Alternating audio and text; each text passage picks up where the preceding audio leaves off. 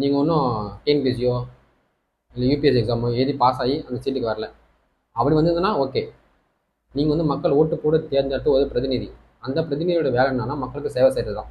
தனியாருக்கு சேவை செய்கிறதே கிடையாது. இது வந்து இந்த கட்சிக்கு மட்டும் இல்லை, எல்லா கட்சிக்கும் அதுதான். தனியார் வந்து பேசும்போது அவங்ககிட்ட காசு வாங்கிக்கினேன், அவங்ககிட்ட எல்லாம் வாங்கிக்கினேன் மக்களை வந்து இந்த மாதிரி பண்ணுறது. ஓட்டு கேட்கும்போது நீங்கள் ஒன்றும் அவங்க கூட போகிறது கிடையாது. அவங்க உங்களுக்கு காசு கொடுப்பாங்க, இந்த தேர்தல் செலவுக்குன்னு அவங்க காசு கொடுப்பாங்க. நீங்கள் வந்து நல்லது பண்ணியிருந்தா அந்த தேர்தல் செலவுக்கு நீங்கள் காசு செலவு பண்ண தேவையில்லை. மக்கள் மனசில் வந்து ஆழமாக படிஞ்சிடும்.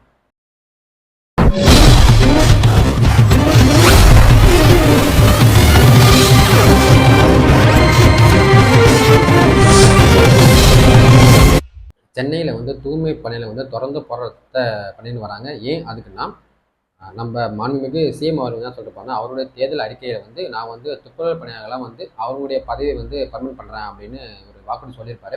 வாழ்வாதாரத்தை தான் அவங்க கேட்குறாங்க. அது இல்லாமல் சிஎம் அவர்கள் சொன்னதை தான் அவங்க கேட்குறாங்க. அவங்க சொல்லாமல் அவங்க வந்து கேட்கல. அவங்க சொல்லாமல் இருந்தால் இவங்க கேட்க போகிறது கிடையாது. அவர் சொல்லிட்டாரு, ஏன் அதை நீங்கள் பண்ணலை அப்படின்றதான் வந்து இவங்க வந்து ஓட்டு போடுறாங்க இல்லையா, அவங்களே சொல்கிறாங்க நாங்கள் எல்லாமே அவங்க தான் ஓட்டு போட்டோம், அவர் சொன்னார் அதுக்காக நாங்கள் ஓட்டு போட்டோம், ஆனால் இங்கே எதுவுமே பண்ணலை. அதுக்கு அவங்க சைடில் எந்த ஒரு பதிலும் ஒன்றும் வரல. நாங்கள் ஏன் பேச்சுவார்த்தை பண்ணணும் அப்படின்னு அவங்க கேட்குறாங்க. ஏன்னா தனியாருக்கு நீங்கள் கொடுத்துட்டீங்க ஓகே, ஆனால் தனியார் முக்கியமா இல்லை மக்கள் முக்கியமா? இந்த 2 கொஸ்டின் கேட்க தோணும். யார் முக்கியம்? உங்களுக்கு ஓட்டு போட்டாங்க அந்த மக்கள். அப்போ அந்த மக்களுக்கு தான் நான் பண்ணணும். ஆனால் கவர்மெண்ட் வந்து மக்களுக்கு சேவை செய்யதான் கவர்மெண்ட். ஓகேவா? மக்களுக்கு சேவை செய்யதான் சிஎம் அவர்களும் மற்ற துறையில் எல்லாருமே வந்து மக்களுக்கு சேவை செய்தான். ஏன்னா மக்கள் தான் அவங்க தேர்ந்தெடுத்தாங்க. ஒரு ஃபுட்பால் ரமணி நாங்கள் எதுக்கு பேசணும் அப்படின்னு கேட்குறாங்க. ஒரு எலெக்ஷன் வரும்போது ஃபுட்பால் ரமணின்னு ஃபோட்டோ எடுக்கிறது, குப்பைக்காரன் போய் கட்டி பிடிக்கிறது, அவங்களுக்கு கை கொடுக்குறது, அவங்க கூட்ட துணி துவைக்கிறது, அவங்களுக்கு கூட சாப்பாடு போடுறது, அதையே முடிய மாட்டேறீங்க. அப்போ தேர்தல் வருமானம் மட்டும்தான் பண்ணுவீங்களா? எதிர்கட்சியாக இருக்கும்போது அவங்க பேசுகிற விதம் வேறு, ஆளுங்கட்சியாக இருக்கும்போது அவங்க பேசுகிற விதம் வேறு. ரெண்டுமே வித்தியாசம் இருக்குது. எதிர்கட்சியாக இருக்கும்போது நம்ம கூடியே இருப்பாங்க, ஒட்டி இருப்பாங்க, அட்டை போல இருப்பாங்க. நம்ம எதனா பிரச்சனைனா ஃபஸ்ட்டு குரல் கொடுத்து அவங்க தான் இருக்கும். அதுவே அவங்க ஆளுங்கட்சியாக மாறிட்டாங்கன்னா அவ்வளோதான், நம்ம சொல்லவே தேவையில்ல, அவங்க வேலையை ஆரம்பிப்பாங்க. ஏன்னா வந்து அந்த துறையில் இருக்கவங்க தான் வந்து பேசணும். அதாவது சேகர் பாபா அவர் வந்து ஏன் பேசினாரு அப்படின்னு புரியல. ஏன்னா அந்த துறையில் இருக்கவங்க தான் வந்து பேசினாலும் அதுக்கு உண்டான தீர்வு கிடைக்கும்.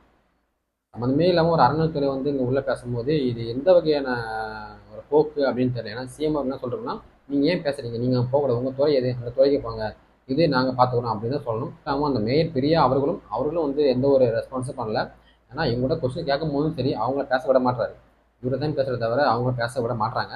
திமுக தவிர இது எல்லா கட்சியும் வந்து சப்போர்ட் பண்ணுறாங்க. இது வந்து மக்களுக்காக சப்போர்ட் பண்ணுறாங்களா அப்படின்னு கேட்டால் கிடையாது. ஆனால் அவங்க ஒரு அரசியல் ஆதாயம் தான் தேடுறாங்க. அப்பயும் சரி ஓகே, நம்ம வந்து திமுக ஆப்போசிட்டாக நம்ம நிற்கும் போது நம்மளுக்கு வந்து இந்த மக்கள் வந்து ஓட்டு போடுவாங்க அப்படின்றது தான் பணத்தில் மக்கள் மக்களோட நிம்மதிக்கும் மக்களுடைய சப்போர்ட்டுக்கு வந்து யாருமே பண்ணலை. இதுதாங்க உண்மை. சப்போர்ட்டுக்காக யாரும் போக மாட்டாங்க. எல்லாம் வந்து ஒரு அரசியல் தேவைதான் மட்டும்தான். இது வந்து திமுக அதிமுக எல்லா கட்சியும் சரிதான். மக்களுக்கு ஒரு சேவை செய்யணும்னு போகிறாங்கன்னா அது வந்து சேவையாக மட்டும் இல்லாமல் அது ஒரு அரசியல் சூழ்நிலையாக மாறும். திமுக சொம்படிக்கிற யாருமே இந்த விஷயத்தை பேச மாட்டாங்க. ஏன்னா அவங்க திமுகவுக்கு சொம்படிக்கிறவங்க, அது நல்லது பண்ணுவாங்க அப்படின்னு தான் ஓட்டு போடுறாங்க. ஆனால் அது பண்ண மாட்டாங்க. அது அவங்களுக்கு தெரியும். நம்ம ஏதோ ஒரு அந்த டைமில் வந்து எதோ பேசி மக்கள்கிட்ட ஓட்டு வாங்கிடுவாங்க. திரும்பி அவங்க அதை பண்ணுவாங்களா அப்படின்னு கேட்டால் பண்ண மாட்டாங்க. ஏன்னா எலெக்ஷன் கிட்ட வர தான் ஒன்றா பண்ணுவாங்க. ஏன்னா நம்ம அடுத்த எலெக்ஷன் வரணும்ல, நம்ம அடுத்த எலெக்ஷன் நிற்கணும்ல. நம்ம எதுவுமே பண்ணாமல் பண்ண மக்கள் நம்ம கொஸ்டின் கேட்பாங்க.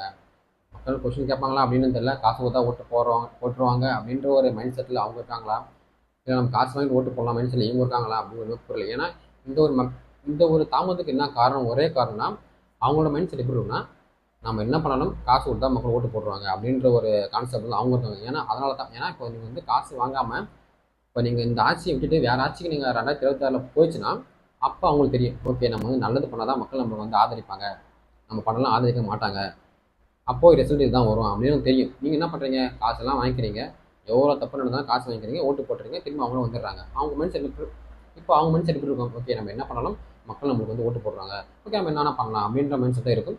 2027 சிந்தித்து செயல்பட்டு யாருக்கு ஓட்டு போடுறோமோ, யார் நம்ம நல்லது பண்ணுவாங்களோ அவங்களுக்கு ஓட்டு போடுங்க.